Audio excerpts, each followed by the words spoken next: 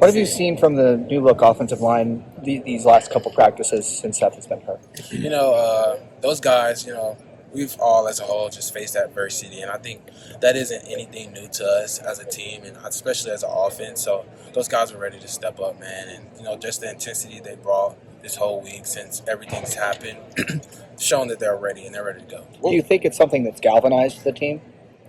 I would say it's more so as a sense, just to a more so next man up mentality.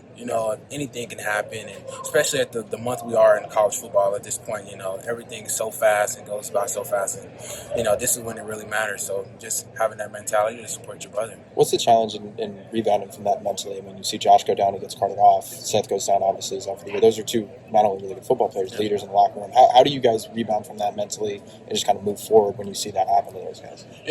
The relationship we have as a team, the brotherly love that we have for each other and just supporting each other throughout anything, and knowing that I can go to Trey or I can go to Donovan and talk to those guys about any issue that I would have, and they can do the same with me. So just having that support for each other, it plays a major role. Coach Day's talked about running backs wear guys down throughout the course of the game. Do you feel that as it's starting to happen, as you and Trey are kind of rotating in? Yeah, totally, man. Like, especially these last past games when you get on a roll and at the beginning of the game, defense is more sound and those guys are more stiff as far as giving up yards. And as the game goes, it's like, okay, guys are softening up, so I'm just keep running it. But you kind of see it, especially right now. What do you see from Indiana's defensive front? That's the strength of the team. Yeah, undefeated team right now. I think more so sound, and those guys are super disciplined and they want to give up any yards. So that's our job to go out there and make them give it up. We talked to Trey last week about just kind of how fresh he felt. How about you? Obviously, heavy workload the last couple of years, but yeah, man. I think right now, I felt the best ever, bro. Like, especially mentally and physically.